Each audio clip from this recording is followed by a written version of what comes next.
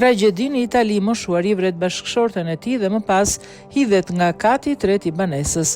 Një ngjarje tronditëse është regjistruar mëngjesin e sotëm në zonën Marindolës, ku një burr 86 vjeçar vrau gruan e tij, 89 vjeçare dhe më pas u of nga kati i tretë i banesës ku jeton.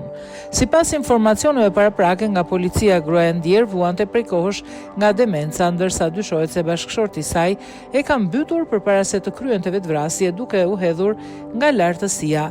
Oficerët e policisë nga stacioni më i afërt mbërritën menjëherë në vend ngjarje pas raportimit banorëve për zhurma dhe alarm. Ata gjetën trupin e pajetë të burrit poshtë pallatit dhe më pas zbuluan gruan të vdekur brenda apartamentit.